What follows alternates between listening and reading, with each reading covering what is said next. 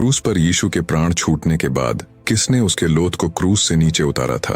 क्या उसके चेलों ने, क्या रोमन सैनिकों ने, या फिर किसी और ने उतारा था? आइए जानते हैं।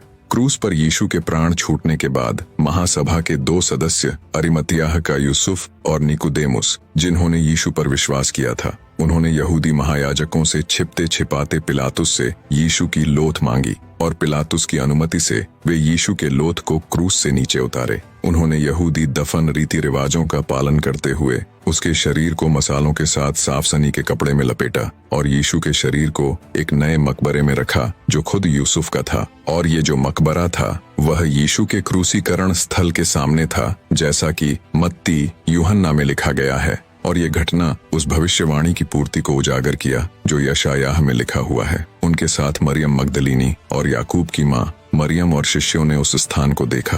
तभी तो वे सप्त के बाद उसके शरीर पर अतिरिक्त मसालों का अभिषेक करने के लिए कब्र पर गई थीं, जिसे उन्हें खाली कब्र का पता चला।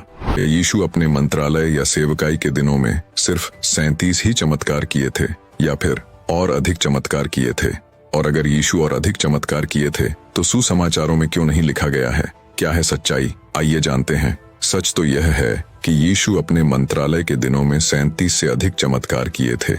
इसके बारे में यूहन्ना 21:25 यूं कहता है, यीशु ने और भी बहुत से काम किए।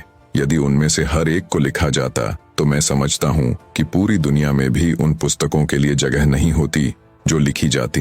राजा सुलेमान ने यरूशलेम में ईश्वर का पहला मंदिर बनवाया था, जिसको बनाने में 7 वर्ष लगे थे।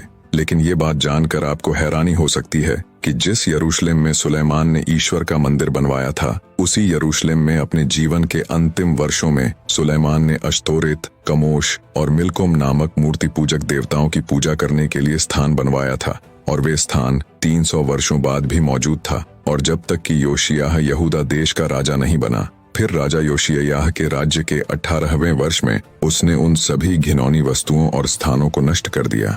याकूब यानी इज़राइल, ये वही महान व्यक्ति था जिसके 12 बेटे थे, जिनका नाम रूबेन, शिमोन, यहूदा, दान, नप्ताली, गाद, आशेर, इस्साकार, जबूलून, यूसुफ और बेन्यामिन था। यही 12 बेटे ही बाद में इज़राइल के 12 गोत्रों के कुलपिता बने। मिस्र में सदियों बिताने के बाद वे एक महान राष्ट्र के रूप में विकसित हुए। और जब मूसा और बाद में यहोशू के नेतृत्व में वादा किए गए देश में वापस लौटे तो इन 12 गोत्रों के अनुसार ही इनके वंशजों को कनान देश की बंटवारा किया गया और प्रत्येक गोत्रों को भूमि का अपना हिस्सा मिला। और जिस राज्य में वे रहते थे उसका नाम उनके कुलपिता के नाम पर रखा गया। भूमि का यह विभाजन न केवल अब्राहम, इसहाक और याकूब से किए गए परमेश्वर के वादों को पूरा किया, बल्कि विश्वास, परंपरा और साझा वंश